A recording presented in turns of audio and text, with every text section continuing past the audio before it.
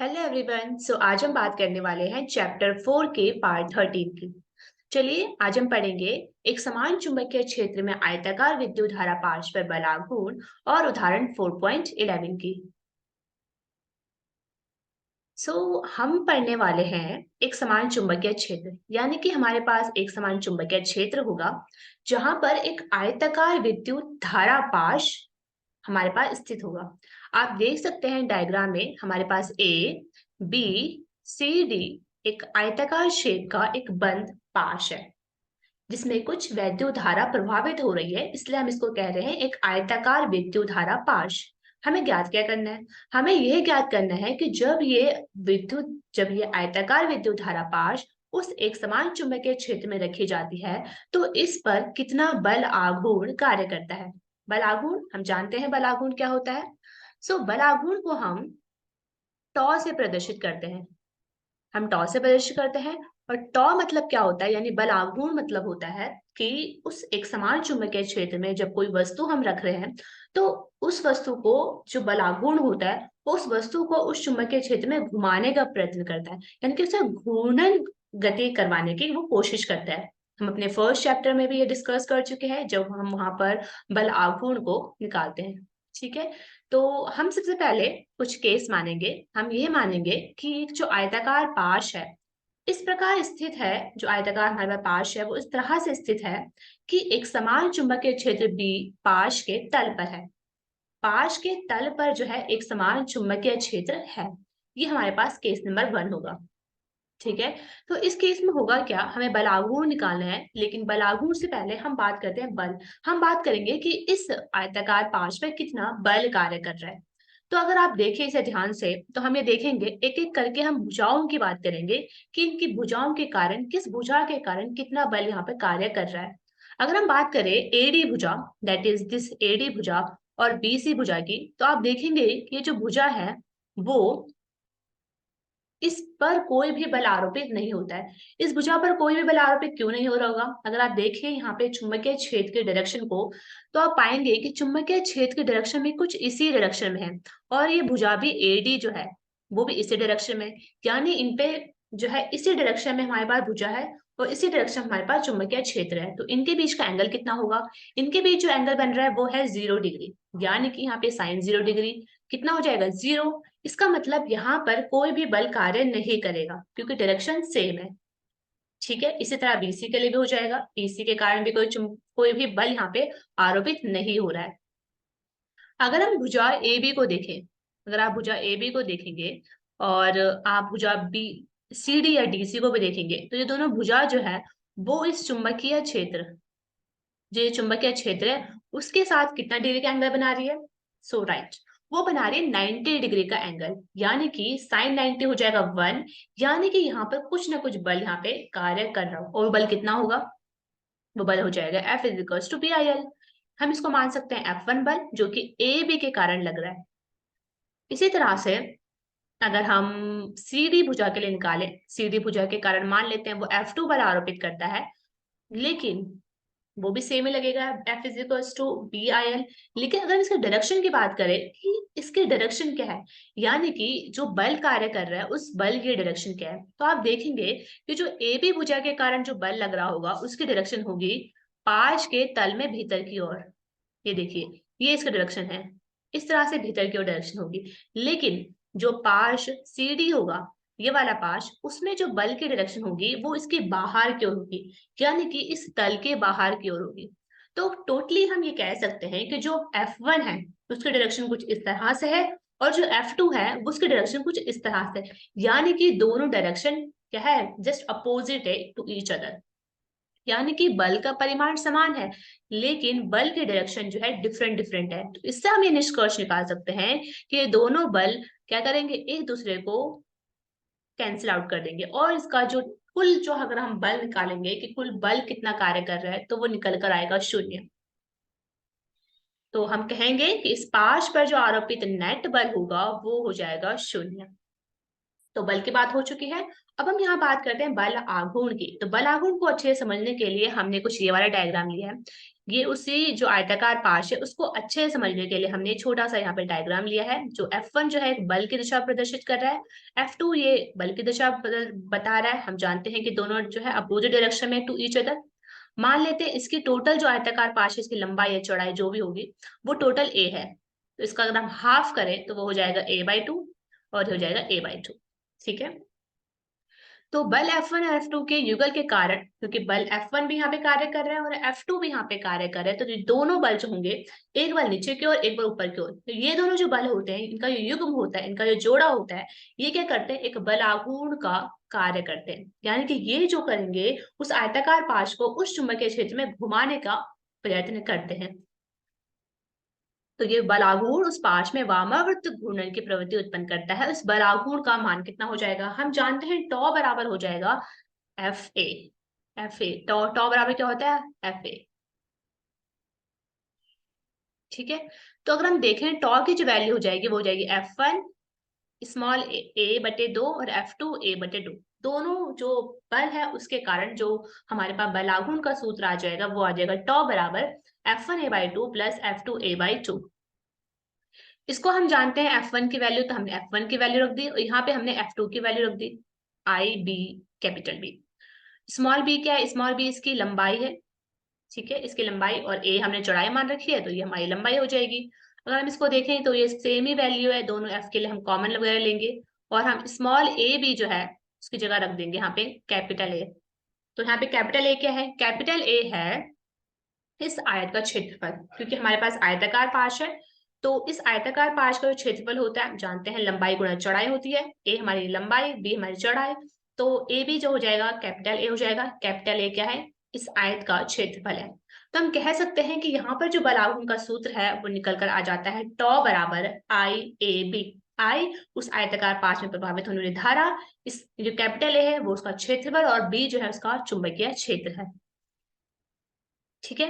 तो अभी हमने एक केस लिया था, अब हम दूसरे केस की बात करते हैं कि जो अभी जो चुंबकीय क्षेत्र बी है वो कुंडली पर, सॉरी, चुंबकीय क्षेत्र बी तथा कुंडली पर अभिलंब के बीच का कोण थीटा लेते हैं। तो कुछ इस तरह से जो है दो चुंबकीय क्षेत्र के बीच में जो है एक कुंडली, जो आयताकार पाश कुंडली है, कुंडली वही वाली है जो अभी अभी हमने डिस्कस करी थी, एबीसीडी कुंडली, वही कुंडली यहाँ पर है, लेकिन वो एक थीटा डिग्री का एंगल बनाते हुए यहाँ पे रखी गई है। उस केस में क्या होगा, उस केस में सेम कोई नेट बल यहाँ पे कार्य नहीं करेगा, क्योंकि क्या होगा, परिमाण में समान बल होते हैं और विपरीत दिशा में होते हैं, तो इसलिए यहाँ पे कोई भी बल कार्य नहीं करता है। लेकिन अगर हम बल आघूर्ण की यहाँ बात करें तो बल आघूर्ण कैसे निकालेंगे, जैसे अभी अभी हमने निकाला था वैसे ही हम इसको, यहाँ तक तो सेम प्रोसेस हो जाएगी। लेकिन यहाँ पे जो डिफरेंस आ जाता है वो आता है एंगल का, क्योंकि इस बार हमारे पास एंगल है तो यहाँ पे साइन थीटा जो है हम यहाँ पे रखेंगे। ठीक है, तो यहाँ पे हमारे पास साइन थीटा भी यहाँ पे आ जाता है जब हमारे पास कुछ कुंडली जो है वो कुछ थीटा एंगल बनाते हुए रखी जाती है चुंबकीय क्षेत्र के साथ। तो हमारे पास टॉ का वैल्यू जो है वो आ जाता है टॉ बराबर आई ए बी साइन थीटा। तो ये दूसरा फॉर्मूला आप दे सकते हैं इसके लिए। यहाँ से हम ये निष्कर्ष निकाल सकते हैं कि जैसे जैसे theta tends to zero, theta zero की तरफ बढ़ता जाएगा, बल युग्मों के बलों के बीच जो लंबवत दूरी है वो भी शून्य की ओर बढ़ती जाती है। इससे क्या होगा, इससे जो बल होगा वो संरेख हो जाते हैं कुछ इस तरह से, और संरेख होने से क्या होगा, उनका जो नेट बल और बल आघूर्ण भी शून्य हो जाते हैं। तो ये अभी अभी हमने बात करी है बल आघूर्ण की, तो वहीं तक आपको ध्यान रखना है कि इसके दो फॉर्मूले हमने डिराइव करे, that is tau is equals to I A B sine theta, और जब थीटा नहीं हो तो tau is equals to I A B. अगर हम बात करें इस विद्युत धारा पाश के चुंबकीय आघूर्ण की, चुंबकीय आघूर्ण जिसे हम प्रदर्शित करते हैं स्मॉल एम से, तो वो होता है स्मॉल एम बराबर आई ए। जिस तरह से हम स्थिर वैद्युतिकी में चुंबक स्थिर वैद्युतिकी में विद्युत द्विध्रुव पढ़ते हैं, विद्युत द्विध्रुव जिसे हम पी से प्रदर्शित करते हैं, आपको याद होगा पी से इसको हम प्रदर्शित करते हैं, इसी तरह यहाँ पे चुंबकीय आघूर्ण होता है। ठीक है। तो इस चुंबकीय आघूर्ण का यूज करते हुए अगर हम बल आघूर्ण का एक दूसरी वैल्यू को निकालने की कोशिश करें तो वो आता है tau is equal to M cross P. क्योंकि आप देखेंगे कि अभी अभी हमने एक फॉर्मूला डिराइव किया था टॉ का, अगर हम पीछे देखें इसको, तो हमने डिराइव किया था tau is equal to I A B sine theta, है ना। तो इसको हम अदिश फॉर्म में लिखेंगे तो कैसे लिखेंगे, आई ए क्रॉस बी, है ना। सदिश फॉर्म में हम इस तरह से इसको लिखते हैं, टॉ बराबर आई ए क्रॉस बी। तो आई ए हम जानते हैं, आई ए क्या होता है, स्मॉल एम, दैट इज चुंबकीय द्विध्रुव। एम क्रॉस बी, तो यहाँ से हमारे पास एक बल आघूर्ण का दूसरा सूत्र भी निकल के आता है, वो होता है टॉ बराबर आई क्रॉस बी। तो एम क्रॉस बी, जो कि आपको याद रखना है, ठीक है। इसी तरह से अगर हम इसको कंपेयर करें स्थिर वैद्युतिकी के संबंध में, तो हम वहां पे पढ़ते हैं टॉ बराबर पी क्रॉस ई, है ना। टॉ बराबर पी क्रॉस ई पढ़ते हैं, क्योंकि आप जानते हैं कि स्टार्टिंग से हम कहीं ना कहीं इस वाले चैप्टर के जो भी हम पढ़ रहे हैं फॉर्मूलाज डेरिवेशंस, उसको हम स्थिर वैद्युतिकी से कंपेयर करते आए हैं, तो इसलिए हम इसको कंपेयर कर रहे हैं कि वहां पे हमने जो पढ़ा था आप सेम यहाँ पे इसको देख सकते हैं। बस डिफरेंस यहाँ पे आता है कि इसको नोटेशन जो है वो चेंज हो रहा है, उसके चिन्ह जो है वो यहाँ पे, प्रतीक आप कह सकते हैं, वो यहाँ पे चेंज हो रहे हैं, ठीक है। तो ये फॉर्मूले हमने हमें याद रखने हैं, तीनों फॉर्मूले। अगर हमारे पास उस पाश में पास पास सटे एन फेरे वाले पास है, तो उसके लिए कुछ इस तरह का सूत्र हम याद रख सकते हैं, M is equals to N I होगा। एन यहाँ पे उस फेरों की संख्या हो जाती है, ठीक है, तो M is equals to N I A. तो ये हुई बात हमारे डेरिवेशन की। अब हम बात करते हैं 4.11 उदाहरण की, जो कि किसी किसी इसी तरह से बेस्ड एक न्यूमेरिकल है, जो अभी अभी हमने यहाँ पे पढ़ा है। समझते हैं इसको। इसमें कहा गया है कि 10 सेंटीमीटर त्रिज्या कि किसी कुंडली जिसके पास पास सटे 100 फेरे हैं।